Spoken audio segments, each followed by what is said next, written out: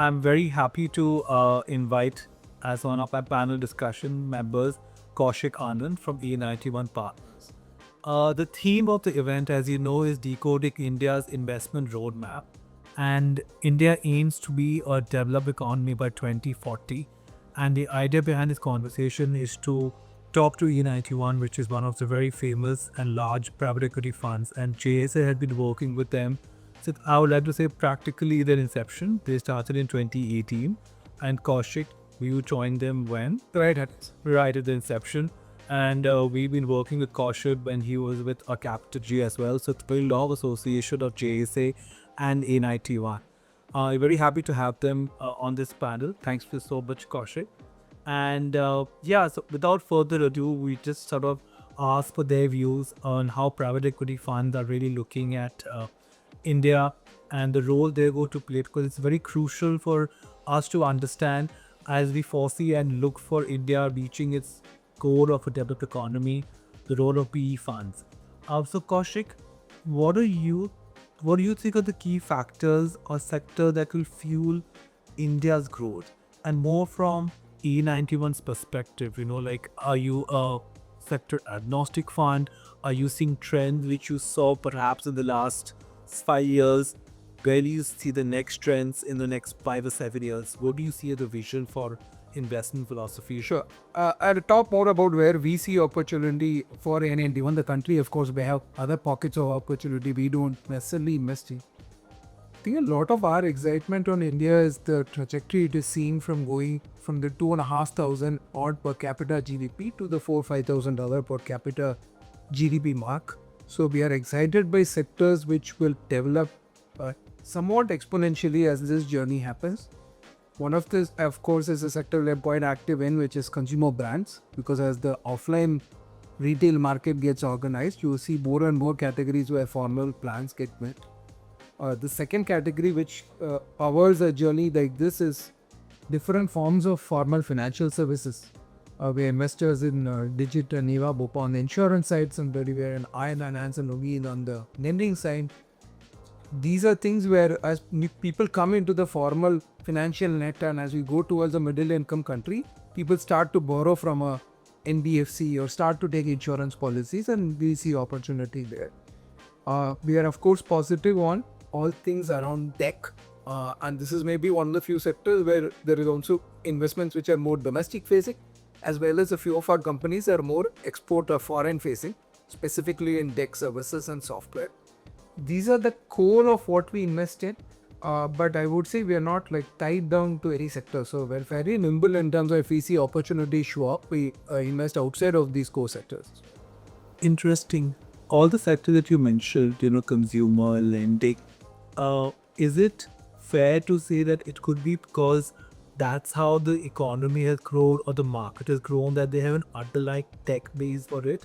And I could sort of talk about one investment that we did for you, which was an Akshakalpa. Why everyone would view that as a consumer-facing brand, but it's very interesting building this model fueled purely on the tech platform, right? So I'm just wondering that, do you think that at subconscious level is A91 primarily looking at companies where tech and AI is sort of a base for into growing based consumer lending? Sure. Or do you feel that is how naturally the business is growing, so it's no longer a focus, but it's an aspect of the business itself?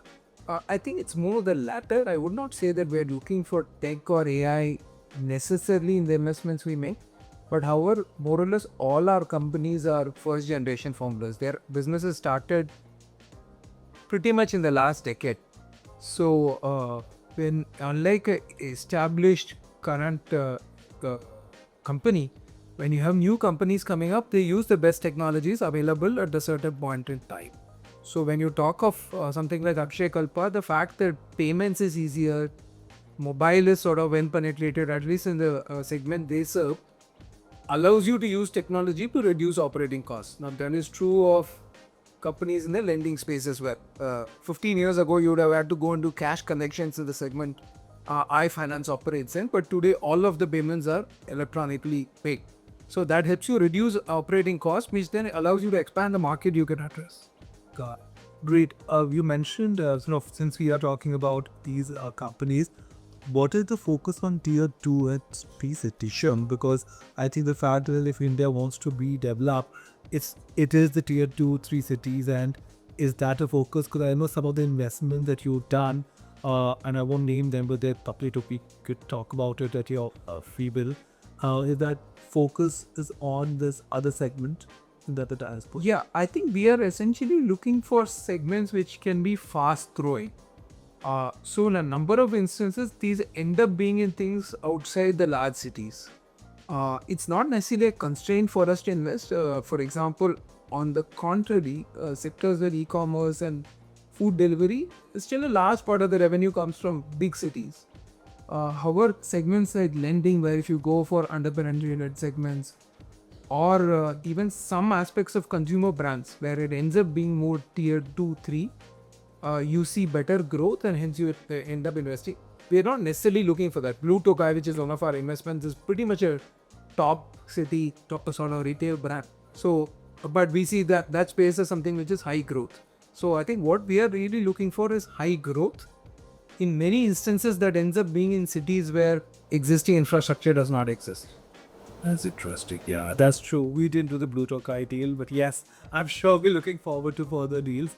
So just a quick segue, the role of lawyers, because since you mentioned, you've done different, you're sector agnostic, you've done different sectors, consumer, you've done lending.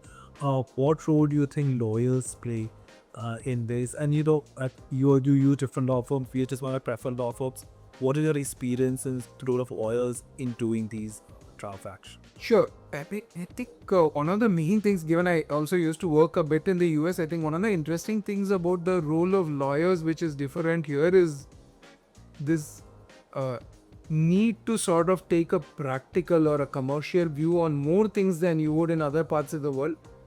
Because given the number of compliances which need to be done, or given sort of the structures companies have set up and so on, typically it is helpful if the lawyer also has a little bit of business understanding on why it happens and doesn't necessarily take a purely bookish view, because that sort of makes investing much harder. So I think that's what we're looking for in a law firm we work with, which is they help us reduce any legal risk, but at the same time are not so conservative that you can't operate in this part of the world. Yeah, I think that's a good feedback, I think, for law firms and lawyers in India generally. Getting back on track, in terms of public infrastructure and initiatives affecting A91 investment, right? The government of India, of course, has come up with many initiatives, right? There's the UPI, there's Make in India, there's the ONDC. So all of this are fueled by this push toward the $10 trillion economy. Do you think that is sort of affecting or impacting your investments? You think it'll benefit your result there? Yes, anything which reduces the cost to serve helps companies, helps them increase growth, and indirectly benefits either the new investments we make or existing investments.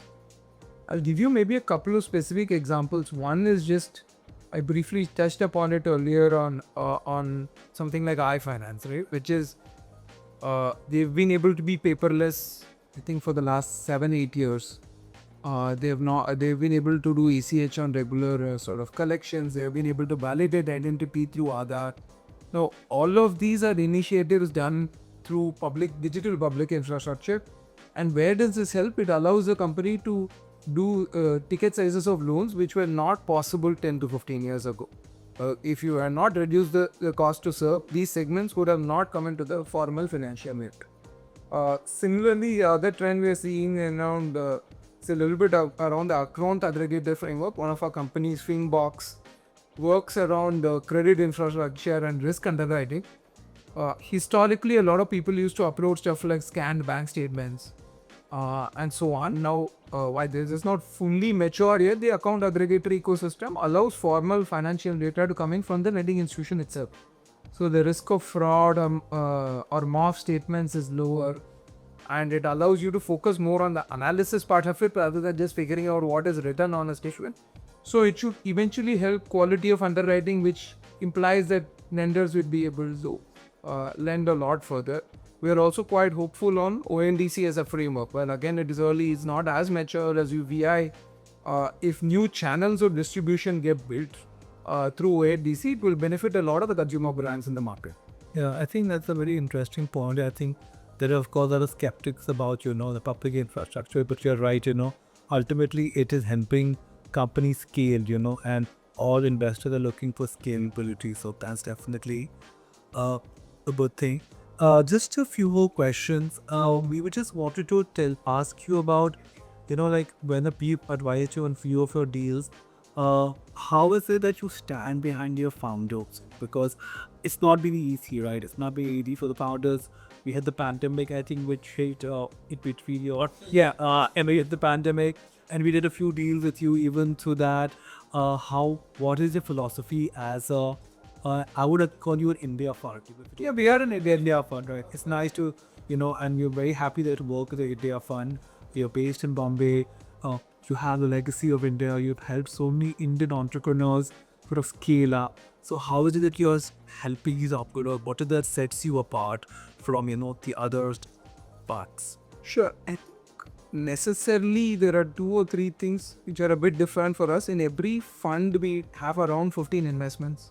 So while we are not as concentrated as the founder of a particular company, 1 in 15 is still fairly important to us. So we are not like super diversified in terms of on a per fund basis in terms of our investments, which means that we are mostly on the founder's side in more or less every situation, and we are taking a 5 to 7 year view towards investments. So what that implies is that there could be short-term shocks. COVID is a great example. A number of companies' supply chains were disrupted. They were sort of stress tested on the amount of cash available. So in situations like that, you would realize that it is not something which is in the purview or control of the founders. And so you're trying to help them out in whatever way possible. In some companies, you may need a small bridge financing to help them ride through the crisis. In some other companies, you may need to help them access channels which could potentially help them even during times of crisis. And so that's how we think about it. I think the only thing we emphasize on is on good governance. So there are governance lapses. I think that could be a structural long-term problem. But if there are sort of flash in the pan sort of problems or troubles in a particular company, we think it's okay. The 5 to 7 year period, companies go through their ups and downs and pretty much come out okay. So, you brought up governance, which is such a interesting concept because I think when you talk about, the fact that India is a growing economy, and then we talk about how the US and Europe are all be developed because you worked in the US, right? So you're probably coming from, you see great corporate governance. But as I said, probably just a view that when a country is growing and developing, then there is a view that, that governance is good and the governance should be taught fundamentals. Governance can't be 100% because it's not possible for a country to scale up if they focus on governance. This was some, a lot of the entrepreneurs we spoke to have also given feedback, like go back and take it back to your private equity classes, read about that. Yes, of course, ethics, all of that, yes, but 100% governance in a country where the aim is to be developed is very difficult to achieve. Just wanted to understand, it's not an A91 perspective, more like a investor perspective because you have your LP requirements. So how do you think that mismatch can be bridged? I don't think there is a percentage we can measure on governance. What we are really looking to see is are people doing the right thing. And so obviously we care that they're operating within the ambits of the law. Some of our investors have an ESG requirement, and so that the conditions are fulfilled and there are no blatant violations of trust or ethics. I think that's what we're... Fair enough. I think to sum it up, I would just like to ask you the role of private equity funds in the next 10 years, right? What role do you see funds?